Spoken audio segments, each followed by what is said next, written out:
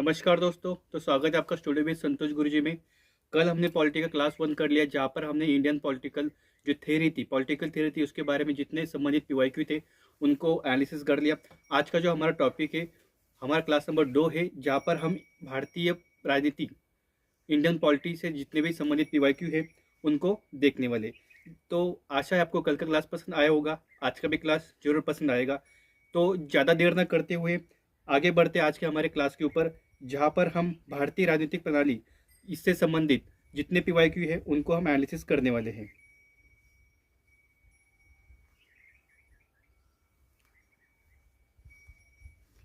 तो चलिए 2021 से इस टॉपिक से सबसे पहले 2021 में क्वेश्चन पूछा गया था, जहाँ पर सबसे पहला क्वेश्चन यह पूछा गया है कि हमने ब्रिटिश मॉडल के आधार पर संसदीय लोकतंत्र को अपनाया, लेकिन हमारा मॉडल उस मॉडल से किस प्रकार भिन्न है। मतलब हमने संसदीय मॉडल अपनाए, लेकिन उनमें और हमारे भारतीय मॉडल में क्या क्या भिन्नता है उसके बारे में क्वेश्चन पूछ रहा है। तो चलो ऑप्शन के ऊपर बढ़ते हैं। सबसे पहला ऑप्शन यहाँ पर यह कह रहा है कि कानून बनाने के संबंध में ब्रिटिश संसद सर्वोच्च या संप्रभु है, लेकिन भारत में संसद की कानून बनाने की शक्ति सीमित है। देखिए, यह कहा जाता है कि जो ब्रिटिश संसद है वह क्या बोलते हैं, आदमी को महिला और महिला को आदमी बनाने से इसके अलावा जितने भी कार्य है वो सारे कर सकती है। लेकिन जो भारतीय संसद है उसमें कुछ लिमिटेशन लगा रखी है, क्यों उसमें शक्तियों का विभाजन हो चुका है। कौन सा मतलब क्या है, शक्ति का विभाजन हो चुका है, इसी कारण हर किसी की कानून बनाने की शक्ति सीमित है। लेकिन इसी के साथ जो ब्रिटिश गवर्नमेंट है या ब्रिटिश संसदीय प्रणाली है, वहाँ पर अलिखित संविधान होने के कारण वहाँ की संसद संप्रभु है। जितने भी एक्ट वगैरह वो जो चाहे वो बना सकती है, लेकिन भारतीय संसद ऐसा नहीं कर सकती है, क्योंकि भारतीय संसद में शक्तियों का पृथक्करण हो चुका है। संघ सूची, राज्य सूची, समवर्ती सूची, इस तरीके से सूचियों का बंटवारा हो चुका है। का केंद्र किस सूची पर कानून बना सकता है, केंद्र सूची में विषय वहां पर समाविष्ट किए गए हैं। समवर्त सूची, केंद्र व राज्य किसकी सूची पर कानून बना सकता है, वहां पर भी विषय समाविष्ट किए गए हैं। इसी कारण ये जो पहला कथन है वह हमारा सही है। ठीक उसी तरीके से यहाँ पर दूसरा कथन ये कह रहा है कि भारत में संसद के किसी भी अधिनियम के संशोधन की संवैधानिकता से संबंधित मामलों को सर्वोच्च न्यायालय द्वारा संविधान पीठ को भेजा जा सकता है। देखिए, कानून जो बनाया है वह भारतीय संविधान के प्रावधान के अनुरूप है या नहीं है, इसकी जांच जो है वह भारतीय न्यायालय करती है। किसी एक्ट के पीछे का इंटेंशन जानने के लिए उसकी समय समय पर न्यायिक समीक्षा की जाती है। इसी तरीके से ये दोनों ऑप्शन यहाँ पर सही होते हैं। इसी कारण हमारा जो आंसर है वह सी रहेगा, 1 और 2। चलिए नेक्स्ट क्वेश्चन के पास बढ़ते हैं, जहां पर है भारतीय राजनीति में निम्नलिखित में से कौन सी एक आवश्यक विशेषता है जो यह दर्शाती है कि यहाँ पर संघीय चरित्र है। संघीय चरित्र का मतलब यह होता है कि जहां पर केंद्र व राज्य दोनों को समान तरीके से अधिकार दिए गए हैं। तो देखिए, केंद्र व राज्य मतलब समान तरीके अधिकार दिए, केंद्र व राज्य पर समान तरीके से प्रावधान किए गए हैं। तो यहाँ पर सबसे पहले जो ऑप्शन है, न्यायपालिका की स्वतंत्रता सुरक्षित है, ये ऑप्शन यहाँ पर सही प्रतीत होता है। वो किस मामले में, जैसे कि देखिए, न्यायपालिका जो शक्तियों को संतुलित करती है, जहाँ पर क्या बोलते हैं, केंद्र राज्य की जो कॉन्फ्लिक्ट होते हैं, जहाँ पर विवाद होते हैं, उनको सॉल्व करने का जो काम है वो न्यायपालिका करती है। इसी तरीके से शक्तियों को संतुलित करती है, विवादों का निपटारा करती है। उसके बाद वह न्यायिक समीक्षा भी करती है कि जो एक्ट वगैरह बनाए गए हैं वह संविधान के अनुरूप है या नहीं है। फिर उसकी तरह से आर्टिकल 32 के तहत वह हमारे फंडामेंटल राइट्स की सुरक्षा भी करती है। फिर जो हमारी न्यायपालिका है वह एक यहाँ पर एक चार्ट बनाते हैं। संघ स्तर पर सुप्रीम कोर्ट है, राज्य स्तर पर हाई कोर्ट है, इसी के तहत जो लोकल डिस्ट्रिक्ट लेवल पर लोक अदालत, लोकल कोर्ट है। थोड़ा ही हो गया, 1 सेकेंड।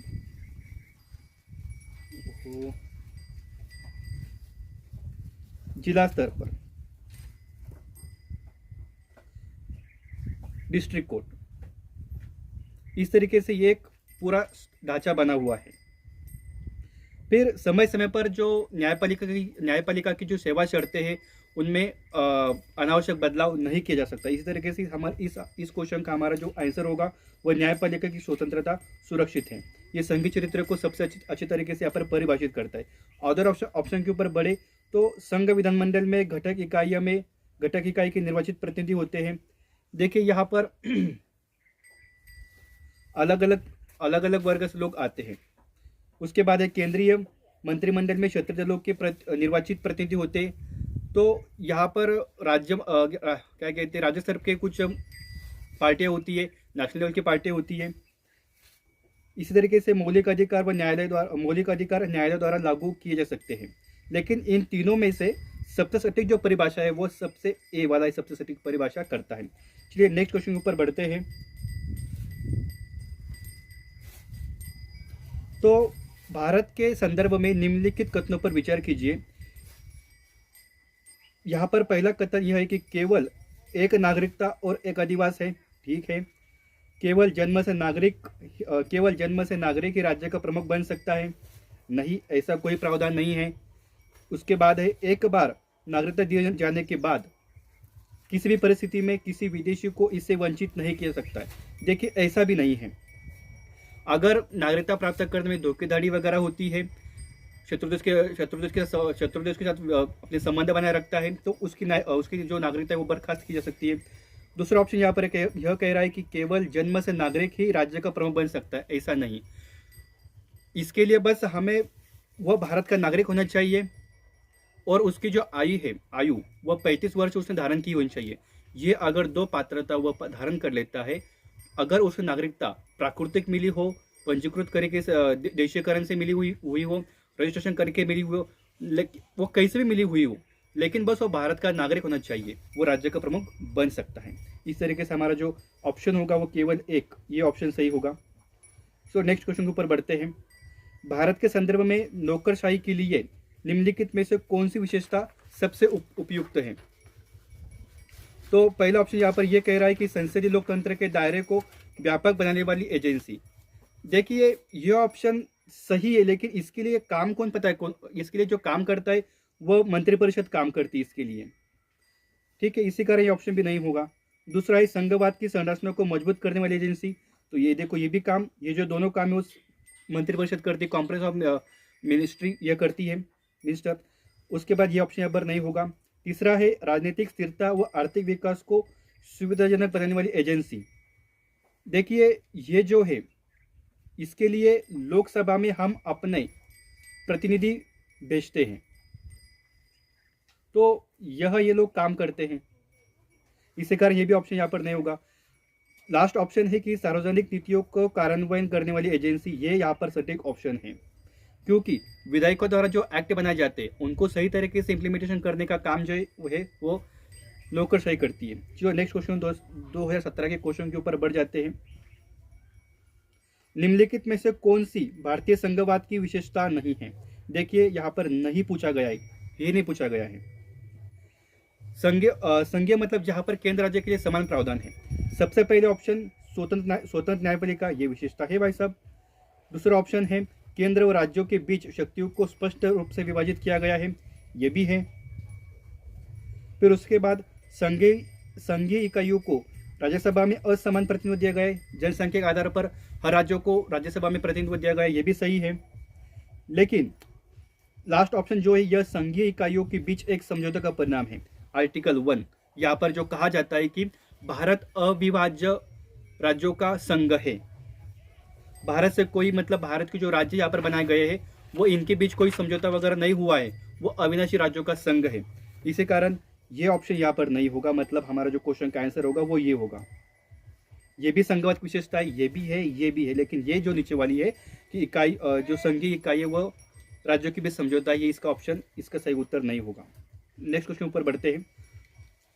2015 का क्वेश्चन है, भारत में संसदीय शासन प्रणाली है क्योंकि, यहाँ पर इसका पहला ऑप्शन यहाँ पर बोल रहा है कि लोकसभा का चुनाव सीधे जनता द्वारा होता है। संसद संविधान में संशोधन कर सकती है, लोकसभा को भंग नहीं किया जा सकता। देखिए ये जो तीनों विशेषता यहाँ पर दिख रही है वह आपको अध्यक्षीय शासन प्रणाली में दिखती है।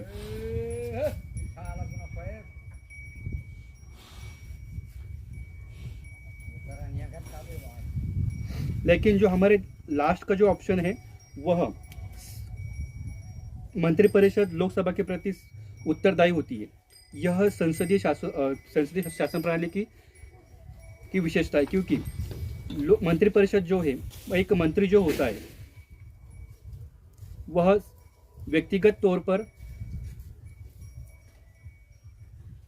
राष्ट्रपति के प्रति उत्तरदायी होता है। अगेन दूसरा, सामूहिक तौर पर मंत्रिपरिषद विधायिका के प्रति उत्तरदायी होती है।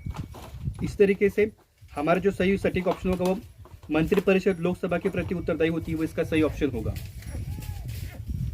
नेक्स्ट हमारा क्वेश्चन 2013 का, भारत के संदर्भ में निम्नलिखित में से कौन से सिद्धांत संसदीय सरकार में संस्थागत रूप से निहित हैं? तो मंत्रिमंडल के सदस्य संसद के सदस्य होते हैं, ये भी सही बात है। मंत्री तब तक पद पर बना रहता है जब तक कि उसे संसद पे का विश्वास प्राप्त हो, ये भी सही बात है।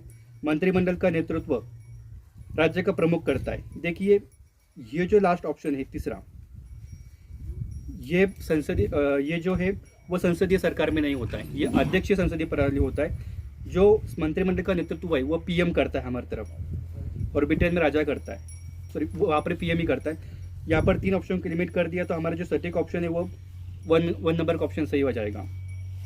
फिर नेक्स्ट क्वेश्चन 2005 का क्वेश्चन है, नागालैंड, असम, मणिपुर, आंध्र प्रदेश, सिक्किम, मिजोरम, अरुणाचल प्रदेश, गोवा की क्षेत्रीय मांगों को पूरा करने के लिए भारत के संविधान में अनुच्छेद 371A से 371I डाले गए हैं।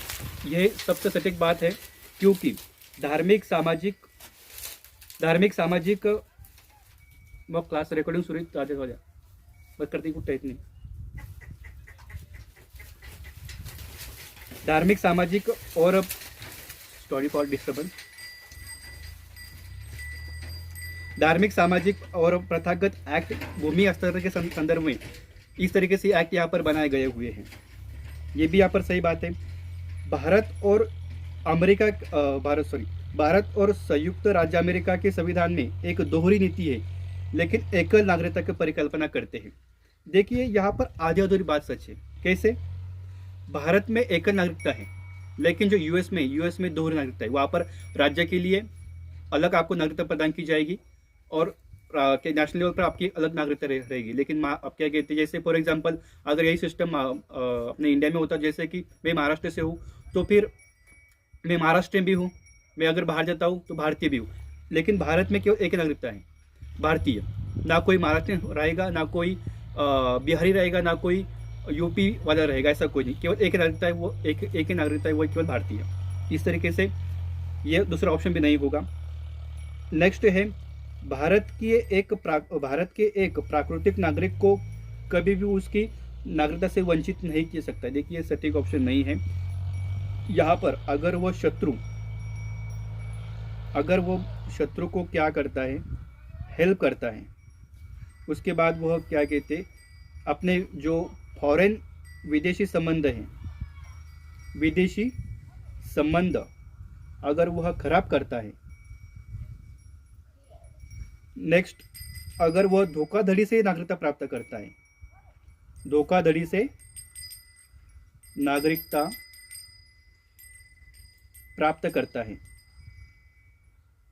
तो इस कंडीशन में उसकी जो नागरिकता है वो छीनी जाएगी, नागरिकता छीनी जाएगी। इस तरीके से हमारा तीसरा ऑप्शन नहीं होगा, केवल हमारा ऑप्शन ए यहाँ पर सही रहेगा।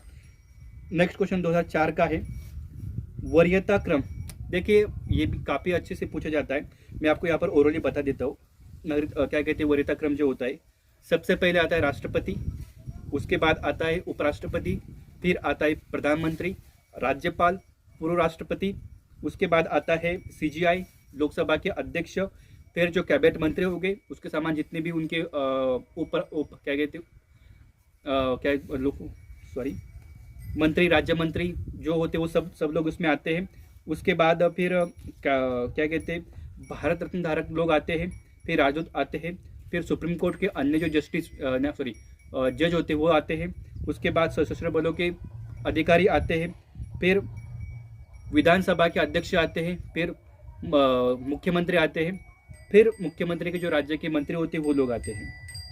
इस तरीके से यहाँ पर अब मैंने जो क्रम बताया उसके अनुसार हमारा जो सटीक ऑप्शन है वो बी ऑप्शन होता है। CGI, राज्यसभा के उपसभापति, अटॉर्नी जनरल व संसद के सदस्य, ये इसका वरीयता क्रम सही है। नेक्स्ट इसी के ऊपर क्वेश्चन 2000, देखो यहाँ पर 4 में पूछा गया, फिर 2003 में क्वेश्चन पूछा गया कि भारतीय प्रोटोकॉल के अनुसार निम्नलिखित में से कौन सा वरीयता क्रम में सर्वोच्च स्थान पर है इन चारों में से। तो यहाँ पर जो है वह अपने राज्य के बेहतर राज्यपाल सबसे 1 नंबर पर आ जाएगा, ठीक है। फिर 2 नंबर पर राष्ट्रपति आ जाएगा, 2 नंबर पर यहाँ पर राष्ट्रपति आ जाएगा। फिर 3 नंबर यहाँ पर लोकसभा के अध्यक्ष, फिर 4 नंबर पे यहाँ पर। लेकिन देखो ये जो 4 नंबर हम यहाँ पर डाल रहे हैं, 4 नंबर हम यहाँ पर जो डाल रहे हैं, ऐसा कोई भारत में क्या कहते हैं हमारे सूची में से कोई पद नहीं, इसी कारण इसको हम इसके बारे में कहा नहीं सकता। लेकिन ये जो क्रम है वो सही रहेगा। चलो आज का लास्ट क्वेश्चन हम देखते हैं। 1998 का क्वेश्चन है, भारतीय संसदीय प्रणाली ब्रिटिश संसदीय प्रणाली से किस मायने में भिन्न है? तो यहाँ पर देखिए वास्तविक व नाममात्र दोनों कार्यकारी है। जो क्या कहते हैं वास्तविक व नाममात्र दोनों कार्यकारी होते हैं। देखो जैसे कि ब्रिटेन में राजा नामात्र होता है, उसके नाम पर सारे काम किए जाते हैं। भारत में राष्ट्रपति नामात्र का होता है, उसके नाम पर सारे काम किए जाते हैं। उसके तहत सामूहिक जिम्मेदारी प्रणाली होती है। मंत्री जो सामूहिक रूप से विधायिका के प्रति उत्तरदायी रहता है, लोकसभा के प्रति उत्तरदायी रहता है। उसके बाद जो व्यक्तिगत तौर पर वह राष्ट्रपति के प्रति उत्तरदायी रहता है। फिर द्विसदनीय प्रणाली है, लोकसभा राज्यसभा इसमें आती है। लेकिन जो न्यायिक समीक्षा की प्रणाली वो केवल इंडिया में है, वह ब्रिटेन में नहीं है। ब्रिटेन में क्या ही नहीं है, क्योंकि वहाँ पर कहा जा सकता है कि राजा कभी जो भी काम किया जाएगा वह उसके लिए खुद मंत्री जिम्मेदार होगा, राजा कभी उसके लिए जिम्मेदार नहीं होगा। इस तरीके से आज का हमारा क्लास पूरा हुआ। आप सब लोग इसमें बने रहे, इसके लिए आप लोगों का तहे दिल से धन्यवाद। और आज नेक्स्ट हम कल के टॉपिक को डिस्कस कर लेंगे। आशा है आपको हमारा जो इनिशिएटिव पसंद आ रहा होगा। अगर पसंद आ रहा है तो फिर हमें सपोर्ट कीजिएगा। धन्यवाद।